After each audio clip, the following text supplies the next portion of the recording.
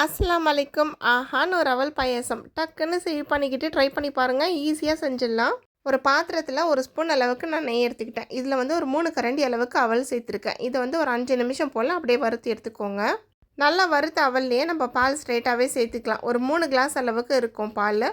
சேர்த்துட்டு இது கூடவே ஒரு 3/4 கிளாஸ் அளவுக்கு தண்ணியுமே சேர்த்துக்கோங்க, கொஞ்சம் நேரம் கொதிக்கிறதுக்காக. இது நல்லா கொதித்து வந்ததுக்கப்புறமா ஒரு 2 3 ஏலக்காய் தட்டி சேர்த்துக்கோங்க. ஏலக்காய் பொடி சேர்த்துக்கிட்டிங்கன்னா இன்னும் ஃப்ளேவர் சூப்பராக இருக்கும்.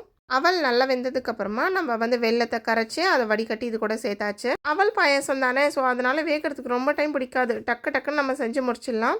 இதை அப்படியே வந்து தாளித்து விட்டுடலாம். ஒரு ஸ்பூன் அளவுக்கு நெய் சேர்த்துருக்கேன். இது கூடவே கொஞ்சமாக முந்திரி பருப்பு, கொஞ்சமாக கிஸ்மிஸ் பழம் ரெண்டுமே சேர்த்துட்டு நல்லா இது வந்து பொன்னிறமாக வர வரைக்கும் வறுத்துட்டு நம்ம வந்து அப்படியே ஸ்ட்ரைட்டாக பாயாசத்தில் சேர்த்துக்கலாம். செம்ம ஃப்ளேவர், செம்ம வாசனை, ரொம்ப நல்ல டேஸ்ட்டில் இருந்ததுங்க. மறக்காமல் உங்கள் ஃப்ரெண்ட்ஸ் அண்ட் ஃபேமிலிக்கு இந்த வீடியோவை ஷேர் பண்ணி விட்டுருங்க. நாளைக்கு பார்க்கலாம். பாய்.